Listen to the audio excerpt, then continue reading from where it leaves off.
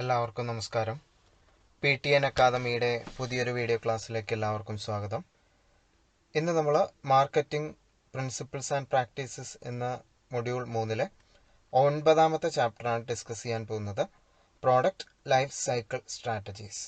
8ാമത്തെ chapter വരെയുള്ള videos എല്ലാം തന്നെ നമ്മൾ നമ്മുടെ ചാനലിൽ അപ്ലോഡ് ചെയ്തിട്ടുണ്ട്. അത് കാണാത്തവർ അത് കണ്ടതിന് ശേഷം 9ാമത്തെ ചാപ്റ്റർ കാണുക. 9ാമത്തെ ചാപ്റ്റർ നമ്മൾക്ക് ഇൻട്രൊഡക്ഷൻ ആയിട്ട് പറയാനുള്ളത് എന്താണ് പ്രോഡക്റ്റ് ലൈഫ് സൈക്കിൾ എന്നുള്ളതാണ്. The product life cycle is A concept in marketing that describes the stages that A product goes through over time. അതായത് പ്രോഡക്റ്റ് ലൈഫ് സൈക്കിൾ എന്നാൽ ഒരു പ്രോഡക്റ്റ് ഉണ്ടാകുന്നത് മുതൽ അത് പല കാലഘട്ടങ്ങളിലൂടെ സഞ്ചരിക്കുന്ന അതിൻ്റെ സഞ്ചാരഘട്ടത്തിനെ വിവരിക്കുന്ന ഒരു കൺസെപ്റ്റാണ് പ്രോഡക്റ്റ് ലൈഫ് സൈക്കിൾ. ഒരു പ്രോഡക്റ്റ് എത്ര കാലം മാർക്കറ്റിൽ ജീവിക്കുന്നു എന്നതിനെയാണ് പ്രോഡക്റ്റ് ലൈഫ് സൈക്കിൾ കൊണ്ട് ഉദ്ദേശിക്കുന്നത്. ഇതൊരു ഡൈനാമിക് കൺസെപ്റ്റാണ്. എന്ന് പറഞ്ഞാൽ ഇതിൻ്റെ ലെങ്ത്, ഒരു പ്രോഡക്റ്റ് എത്ര കാലം ജീവിക്കുന്നു എന്നുള്ളത് പ്രോഡക്റ്റിനെയും മാർക്കറ്റിനെയും അടിസ്ഥാനപ്പെടുത്തി വ്യത്യാസപ്പെട്ടിരിക്കും. എല്ലാ പ്രോഡക്റ്റും ഒരേപോലെ ഒരേ കാലഘട്ടത്തിൽ പ്രവർത്തിക്കുന്നില്ല. പല പ്രോഡക്റ്റുകളും പല കാലഘട്ടം വരെ നീണ്ടു നിൽക്കുന്നു അവരുടെ ലൈഫ് സൈക്കിൾ എന്ന് പറയുന്നത്. Understanding PLC can help companies create winning marketing campaigns. എന്തിനാണ് കമ്പനികൾ PLC പ്രോഡക്റ്റ് ലൈഫ് സൈക്കിൾ മനസ്സിലാക്കുന്നത്? പ്രോഡക്റ്റ് ലൈഫ് സൈക്കിൾ മനസ്സിലാക്കിയാൽ മാത്രമേ എന്തെല്ലാം മാർക്കറ്റിംഗ് ക്യാമ്പയിൻ നമ്മൾ നടത്തണം എന്ന് നമുക്ക് മനസ്സിലാവുകയുള്ളൂ. ഇതാണ് നമുക്ക് ഇൻട്രൊഡക്ഷനായി പറയാനുള്ളത്. അടുത്തതായി stages of product life cycle ആണ് പഠിക്കാൻ പോകുന്നത്. ഒരു പ്രോഡക്റ്റ് ലൈഫ് സൈക്കിളിന് 5 സ്റ്റേജസ് ആണുള്ളത്. Introduction, growth, maturity, decline and face out. ഇങ്ങനെയാണ് ആ 5 ഘട്ടങ്ങൾ. Introduction, growth, maturity, decline, face out. ഇനി നമുക്ക് ഓരോ സ്റ്റേജിൻ്റെയും പ്രത്യേകത എന്താണെന്ന് നോക്കാം. ഓരോ സ്റ്റേജിലൂടെയും പ്രോഡക്റ്റ് എങ്ങനെ സഞ്ചരിക്കുന്നുവെന്നും നോക്കാം. ആദ്യമായി ഇൻട്രഡക്ഷൻ സ്റ്റേജ്. എന്താണ് introduction stage? New product is first introduced to the market. Introduction സ്റ്റേജിലായിരിക്കും ഒരു പുതിയ പ്രോഡക്റ്റ് മാർക്കറ്റിലേക്ക് അവതരിപ്പിക്കപ്പെടുന്നത്. ഈ ഒരു സ്റ്റേജിൽ സെയിൽസ് വളരെ കുറവായിരിക്കും. Sales are typically low in this stage. എന്തുകൊണ്ടായിരിക്കും? Consumers are still becoming aware of the product. Customers ഇങ്ങനെ ഒരു പ്രോഡക്റ്റ് മാർക്കറ്റിൽ എത്തിയിട്ടുണ്ടെന്ന് അറിഞ്ഞു വരുന്നതേ ഉള്ളൂ. അതുകൊണ്ട് തന്നെ സെയിൽസ് വളരെ കുറവായിരിക്കും. Marketing strategies focus on creating awareness and generating interest in the product. ഈ സ്റ്റേജിൽ മാർക്കറ്റിംഗ് സ്ട്രാറ്റജീസ് ശ്രദ്ധ കൊടുക്കേണ്ടത് 2 കാര്യങ്ങളിലാണ്. ഒന്ന്, ക്രിയേറ്റിംഗ് അവെയർനെസ്, ജനങ്ങളിൽ ഒരു അവബോധം ഉണ്ടാക്കിയെടുക്കുക. ഈ പ്രോഡക്റ്റ് മാർക്കറ്റിൽ എത്തിയിട്ടുണ്ടെന്ന് കസ്റ്റമറെ അറിയിക്കണം. കൂടാതെ generating interest in the product, കസ്റ്റമേഴ്സിൽ ഈ പ്രോഡക്റ്റ് വാങ്ങാനുള്ള താല്പര്യം ജനിപ്പിക്കുകയും വേണം. ഈ 2 കാര്യങ്ങൾ ചെയ്താൽ മാത്രമേ ഇൻട്രൊഡക്ഷൻ സ്റ്റേജിൽ നിന്നും ഒരു പ്രോഡക്റ്റിന് 2ാമത്തെ സ്റ്റേജിലേക്ക് പോകാനായിട്ട് പറ്റൂ. അപ്പോൾ ഇൻട്രൊഡക്ഷൻ സ്റ്റേജിൻ്റെ പ്രത്യേകതകൾ ഒന്നുകൂടെ പറയാം. ഒരു പ്രോഡക്റ്റ് ആദ്യമായി മാർക്കറ്റിലേക്ക് എത്തിക്കുന്ന സ്റ്റേജിനെയാണ് ഇൻട്രൊഡക്ഷൻ സ്റ്റേജ് എന്ന് പറയുക. ഇവിടെ സെയിൽസ് വളരെ കുറവായിരിക്കും. കാരണം കസ്റ്റമേഴ്സ് ഈ പ്രോഡക്റ്റിനെ കുറിച്ച് അറിഞ്ഞു വരുന്നതേ ഉള്ളൂ. അതുകൊണ്ട് തന്നെ കസ്റ്റമേഴ്സിന് അവയർനെസ് കൊടുക്കുക, അതുപോലെ തന്നെ കസ്റ്റമേഴ്സിന് അത് വാങ്ങാനുള്ള ഇൻട്രസ്റ്റ് പ്രേരിപ്പിക്കുക, പ്രേരണ നൽകുക തുടങ്ങിയ കാര്യങ്ങളാണ് ഈ സ്റ്റേജിൽ ചെയ്യേണ്ടത്. പിന്നീടാണ് 2ാമത്തെ സ്റ്റേജിലേക്ക് പ്രോഡക്റ്റ് എത്തുന്നത്. 2ാമത്തെ സ്റ്റേജാണ് ഗ്രോത്ത് സ്റ്റേജ്. ഗ്രോത്ത് സ്റ്റേജിലാണ് പ്രോഡക്റ്റിൻ്റെ സെയില് പതുക്കെ ഇൻക്രീസ് ചെയ്യാൻ തുടങ്ങുന്നത്. വളരെ പെട്ടെന്ന് പ്രോഡക്റ്റിൻ്റെ വിൽപ്പന കൂടും. എന്തുകൊണ്ടായിരിക്കും? This is due to increasing awareness of the product and growing demand from consumers. നമ്മൾ തൊട്ട് മുമ്പത്തെ സ്റ്റേജിൽ പറഞ്ഞു അവിടെ 2 കാര്യങ്ങളാണ് ചെയ്യേണ്ടത്. കസ്റ്റമേഴ്സിന് അറിവ് കൊടുക്കണം, കൂടാതെ കസ്റ്റമേഴ്സിന് ഇത് വാങ്ങാനുള്ള പ്രേരണ കൊടുക്കണം. അപ്പോൾ അറിവ് കിട്ടിക്കഴിഞ്ഞാൽ, ഈ പ്രോഡക്റ്റ് മാർക്കറ്റിലുണ്ട് എന്ന അറിവ് കിട്ടിക്കഴിഞ്ഞാൽ അവർ ധാരാളമായി പ്രോഡക്റ്റ് വാങ്ങുകയും ഡിമാൻഡ് ചെയ്യുകയും അതുകൊണ്ട് തന്നെ സെയിൽസ് വളരെയധികം കൂടുകയും ചെയ്യും. ഈ സ്റ്റേജിൽ നമ്മൾ നോക്കേണ്ട മാർക്കറ്റിംഗ് സ്ട്രാറ്റജീസ് എന്ന് പറഞ്ഞു കഴിഞ്ഞാൽ focus on increasing sales and market share. Sales maximum കൂട്ടാനും അതുപോലെ മാർക്കറ്റ് ഷെയർ മാക്സിമം കൂട്ടാനുമാണ് കമ്പനി രണ്ടാമത്തെ സ്റ്റേജിൽ ശ്രമിക്കേണ്ടത്. അപ്പോൾ ഗ്രോത്ത് സ്റ്റേജിന്റെ പ്രത്യേകത, സെയിൽ വളരെയധികം കൂടുന്നു, ഒരു പ്രോഡക്റ്റിന്റെ വിൽപ്പന വളരെയധികം കൂടുന്നു. അതിന് കാരണം കസ്റ്റമർ ഇതിനെക്കുറിച്ച് അറിയുകയും അവര് കൂടുതൽ ഡിമാൻഡ് ചെയ്യുകയും ചെയ്യുന്നത് കൊണ്ടാണ്. കൂടാതെ ഇവിടെ ഈ സെയിൽസ്, ഇങ്ങനെ ഉണ്ടാവുന്ന സെയിൽസ് നിലനിർത്തി കൊണ്ടുപോവുകയും മാർക്കറ്റ് ഷെയർ കൂട്ടുകയും ചെയ്യുക എന്നതാണ് കമ്പനിയുടെ മാർക്കറ്റിംഗ് സ്ട്രാറ്റജികൾ ഈ സ്റ്റേജിൽ ഉണ്ടായിരിക്കേണ്ടത്. പിന്നീടാണ് മൂന്നാമത്തെ സ്റ്റേജിലേക്ക് എത്തുന്നത്. മൂന്നാമത്തെ സ്റ്റേജിലാണ് sales of a product reach a peak and start to level off. ഈ സ്റ്റേജിൽ, മെച്യൂരിറ്റി സ്റ്റേജിൽ പ്രോഡക്റ്റിന്റെ സെയില് ഏറ്റവും maximum സ്റ്റേജിലായിരിക്കും.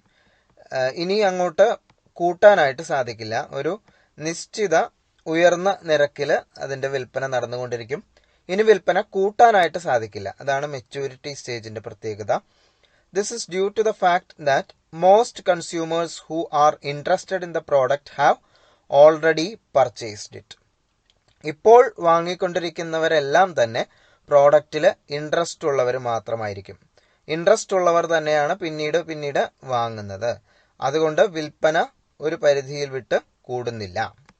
Marketing strategies during this stage focus on maintaining market share and preventing sales from declining. ഇവിടെ രണ്ട് കാര്യങ്ങളാണ് ഒരു കമ്പനി ശ്രദ്ധിക്കേണ്ടത്. Market share ഇപ്പോഴുള്ളതുപോലെ നിലനിർത്തി കൊണ്ടുപോവുക, മെയിൻറ്റെയിനിങ് മാർക്കറ്റ് ഷെയർ. കൂടാതെ preventing sales from declining, sales കുറയാതെ നോക്കുക. ഉള്ള സെയിൽസ് അങ്ങനെ തന്നെ നിലനിർത്തി കൊണ്ടുപോവുക, ഒരിക്കലും കുറയാതിരിക്കുക. നമുക്കിനി കൂട്ടാൻ സാധിക്കില്ല. അതാണ് ഈ സ്റ്റേജിന്റെ പ്രത്യേകത. നാലാമത്തെ സ്റ്റേജാണ് ഡിക്ലൈൻ സ്റ്റേജ്. എന്താണ് ഡിക്ലൈൻ സ്റ്റേജിന്റെ പ്രത്യേകത? Sales of a product starts to decline.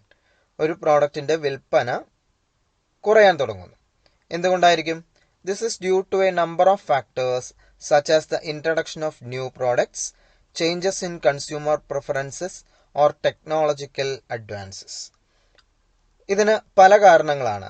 ഒന്നുകിൽ പുതിയ ഒരു കമ്പനി വേറൊരു നമ്മുടെ പ്രോഡക്റ്റിന് സമാനമായ ഒരു പ്രോഡക്റ്റ് ഇറക്കുമതി ചെയ്തു എന്ന് വിചാരിക്കുക, അല്ലെങ്കിൽ മാർക്കറ്റിൽ ഇൻട്രൊഡ്യൂസ് ചെയ്തു. അങ്ങനെയാണെങ്കിൽ നമ്മുടെ പ്രോഡക്റ്റിന് ഡിമാൻഡ് കുറവായിരിക്കും. ഇതേ മോഡലിലുള്ള വേറെ കമ്പനിയുടെ പ്രോഡക്റ്റ് കിട്ടാനുള്ളത് കൊണ്ട് നമ്മുടെ കുറച്ച് കസ്റ്റമേഴ്സ് അവിടേക്ക് പോകുന്നു. രണ്ടാമത്തെ കാരണം കൺസ്യൂമർ പ്രിഫറൻസ് വ്യത്യാസപ്പെട്ടു. ഇപ്പോൾ നമ്മുടെ തന്നെ ഉദാഹരണം എടുത്തു കഴിഞ്ഞാൽ ഒരു 4-5 വർഷം മുൻപുള്ള അല്ലെങ്കിൽ ഒരു 10 വർഷം മുൻപുള്ള ആളുകളുടെ ടേസ്റ്റ് അല്ല, കൺസ്യൂമറുടെ ടേസ്റ്റ് അല്ല ഇപ്പോഴുള്ളത്, അല്ലെ? നമുക്ക് എല്ലാ ഫീൽഡിലും, ഫുഡിന്റെ കേസിൽ തന്നെ എടുത്താൽ അറിയാം, കുറച്ചു കാലം മുൻപ് നമുക്ക് ഇഷ്ടപ്പെട്ടിരുന്ന പ്രിഫറൻസസ് ആയിരിക്കില്ല ഇപ്പോൾ നമ്മൾ ഫുഡ് ഐറ്റംസിൽ പ്രിഫർ ചെയ്യുന്നത്. അപ്പൊ മാറ്റങ്ങൾ ഉണ്ടാവുമ്പോൾ ഒരു പ്രോഡക്റ്റിന്റെ ഡിമാൻഡ് കുറയും. അതുപോലെ ടെക്നോളജിക്കൽ അഡ്വാൻസസ് എന്ന് പറഞ്ഞു കഴിഞ്ഞാൽ ടെക്നോളജിയിൽ ഉണ്ടാവുന്ന മാറ്റം. ഇപ്പോൾ പണ്ട് കാലങ്ങളിൽ ടെക്നോളജി കുറവായിരുന്ന കാലത്ത് ചില പ്രോഡക്റ്റുകൾ ഉണ്ടായിരുന്നു. എന്നാൽ ടെക്നോളജി മാറിയപ്പോൾ പുതിയ ടെക്നോളജി ഉപയോഗിക്കുന്ന പ്രോഡക്റ്റുകൾക്കായി ഡിമാൻഡ് കൂടുതൽ.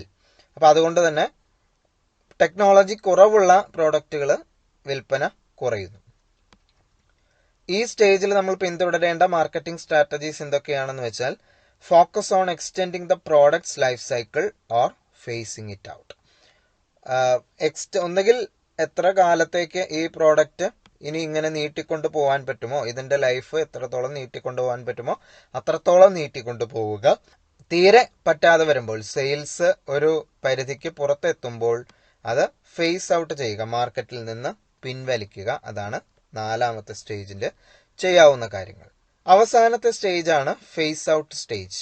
This is a stage when the product is discontinued. ഒരു പ്രോഡക്റ്റ് വിൽപ്പന നിർത്തുന്ന ഘട്ടമാണ് ഫേസ് ഔട്ട് സ്റ്റേജ്. പല കാരണങ്ങൾ കൊണ്ടാവാം. Due to declining sales, technological advances or other factors. ഒന്നുകിൽ വിൽപ്പന കുറയുന്നത് കൊണ്ടാവാം, അല്ലെങ്കിൽ ടെക്നോളജി പിന്നെയും ഇംപ്രൂവ് ചെയ്തത് കൊണ്ടാവാം, അല്ലെങ്കിൽ മറ്റ് പല കാരണങ്ങൾ കൊണ്ട് ഒരു പ്രോഡക്റ്റിന്റെ പ്രൊഡക്ഷൻ നിർത്തിവെക്കേണ്ട സിറ്റുവേഷൻ ഉണ്ടാവും. അപ്പൊ ഇങ്ങനെയാണ് പ്രോഡക്റ്റ് ലൈഫ് സൈക്കിൾ പോകുന്നത്. ആദ്യം ഒരു പ്രോഡക്റ്റ് ഇൻട്രൊഡ്യൂസ് ചെയ്യുന്നു ഇൻട്രൊഡക്ഷൻ സ്റ്റേജിലൂടെ, പിന്നീട് ഗ്രോ ചെയ്യുന്നു, വിൽപ്പന കൂടുന്നു, അത് കഴിഞ്ഞ് മെച്യൂരിറ്റി എത്തുന്നു, അതായത് അതിൻ്റെ മാക്സിമത്തിൽ എത്തുന്നു, പിന്നീട് ഡിക്ലൈൻ സ്റ്റേജിലെത്തുന്നു, വിൽപ്പന കുറഞ്ഞു കുറഞ്ഞു വരുന്നു, അവസാന സ്റ്റേജിൽ ഫേസ് ഔട്ട് സ്റ്റേജിൽ ആ പ്രോഡക്റ്റ് മാർക്കറ്റിൽ നിന്നേ ഔട്ടായി പോകുന്നു. ഓക്കെ, ഇനി നമുക്ക് ഈ 5 സ്റ്റേജുകളിലുമുള്ള മാർക്കറ്റിംഗ് സ്ട്രാറ്റജീസിനെ ഒന്ന് എളുപ്പത്തിൽ പറയാം. ആദ്യത്തെ സ്റ്റേജിൽ, ഇൻട്രഡക്ഷൻ സ്റ്റേജിൽ നമ്മൾ പറഞ്ഞു കസ്റ്റമേഴ്സിൽ അവയർനെസ് ഉണ്ടാക്കിയെടുക്കുക, അവരിൽ ഇൻട്രസ്റ്റ് ഉണ്ടാക്കുക, പ്രോഡക്റ്റ് കൃത്യമായ മാർക്കറ്റിൽ പൊസിഷൻ ചെയ്യുക, കോമ്പറ്റേറ്റീവായ വില തീരുമാനിക്കുക, മറ്റുള്ളവരോട് കിടപിടിക്കുന്ന വില തീരുമാനിക്കുക. രണ്ടാമത്തെ സ്റ്റേജിൽ സെയിൽസ് കൂട്ടുക, മാർക്കറ്റ് ഷെയർ കൂട്ടുക, നമ്മുടെ പ്രോഡക്റ്റ് മറ്റുള്ളവരിൽ നിന്ന് വേർതിരിക്കുക, ഡിഫറൻഷിയേറ്റ് ചെയ്യുക. അപ്പോൾ നമുക്ക് വിൽപ്പന കൂട്ടാം. Expand into new markets, പുതിയ പുതിയ മാർക്കറ്റുകളിലേക്ക് കടന്നു ചെല്ലുക. മൂന്നാമത്തെ സ്റ്റേജിൽ, മെച്യൂരിറ്റി സ്റ്റേജിൽ ചെയ്യേണ്ടത് maintain market share and prevent sales from declining. Market share നിലനിർത്തി കൊണ്ടുപോവുക, കൂടാതെ സെയിൽസ് കുറയാതെ നോക്കുക. പുതിയ പുതിയ മാർക്കറ്റുകളെ ടാർഗറ്റ് ചെയ്യുക. പ്രോഡക്റ്റിനെ വീണ്ടും റെജുവിനേറ്റ് ചെയ്യുക, ഇംപ്രൂവ് ചെയ്യുക, മെച്ചപ്പെടുത്തുക. അവസാനമായി ഡിക്ലൈൻ ആൻഡ് ഫേസ് ഔട്ട് സ്റ്റേജുകളിൽ ചെയ്യേണ്ട കാര്യം extend the products life cycle അല്ലെങ്കിൽ ഫേസ് ഔട്ട്. 2 കാര്യങ്ങളെ ചെയ്യാൻ സാധിക്കൂ. ഒന്നുകിൽ പ്രോഡക്റ്റിന്റെ ലൈഫ് സൈക്കിൾ നീട്ടിക്കൊണ്ടുപോവുക, അല്ലെങ്കിൽ പ്രോഡക്റ്റിനെ മാർക്കറ്റിൽ നിന്ന് പിൻവലിക്കുക. അപ്പോൾ ഇത്രയും കാര്യങ്ങളാണ് ഈ ചാപ്റ്ററിൽ പഠിക്കാനുള്ളത്. ഇനി നമുക്ക് അടുത്ത ചാപ്റ്ററുമായിട്ട് മറ്റൊരു ക്ലാസ്സിൽ കാണാം. അതുവരെ എല്ലാവർക്കും നന്ദി, നമസ്കാരം.